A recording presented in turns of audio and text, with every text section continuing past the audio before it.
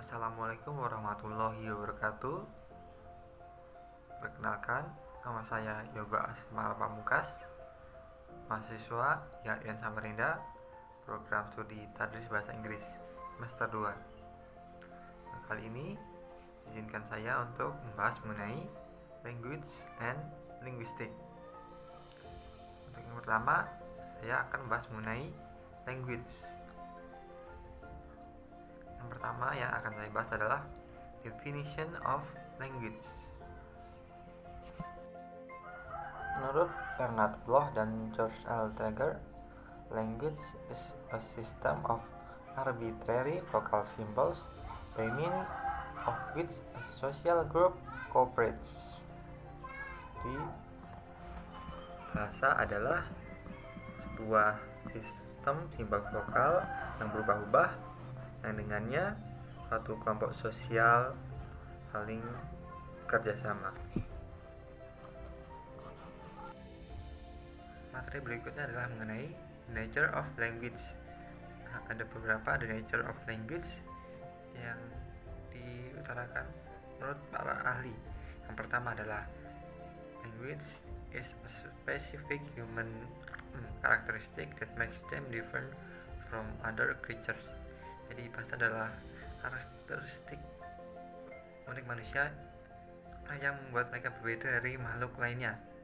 Jadi hanya manusia yang memiliki bahasa, makhluk hidup lain tidak memiliki bahasa.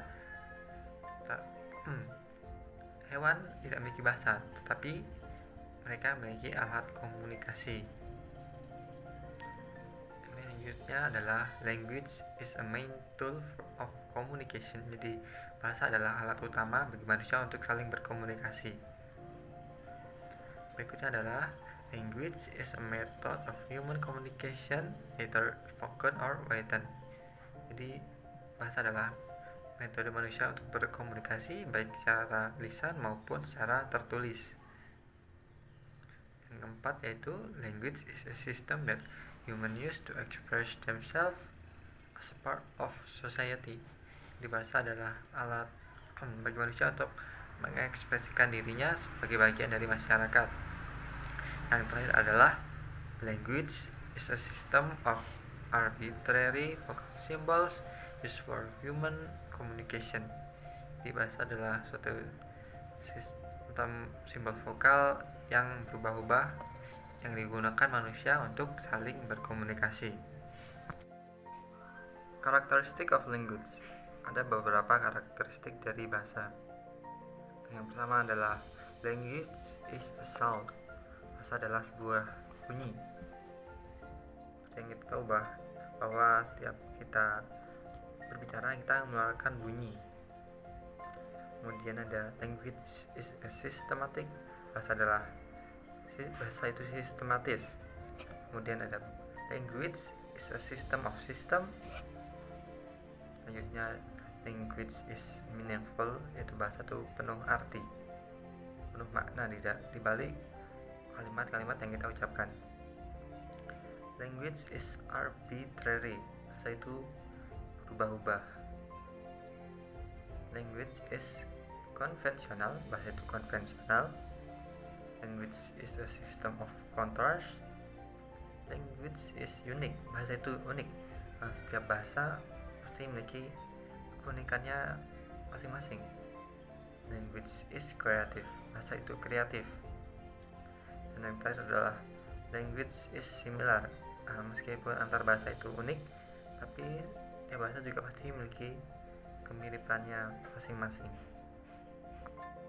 Kemudian yang selanjutnya kita akan membahas mengenai linguistik. Pertama yaitu mengenai definition of linguistics. Linguistics is a scientific study of language. Jadi linguistik adalah ilmu yang mempelajari bahasa sebagai objeknya. Kata linguistik berasal dari bahasa Latin, lingua, yang artinya bahasa. Why should you study linguistic? Mengapa kita harus mempelajari linguistik? Ada beberapa alasan mengapa kita harus mempelajari ilmu linguistik. Alasan yang pertama adalah language awareness atau kesadaran akan berbahasa. Seberapa sadar kamu kemampuan berbahasamu? Apakah sudah cukup atau masih dapat dikembangkan? Alasan selanjutnya adalah speech therapy.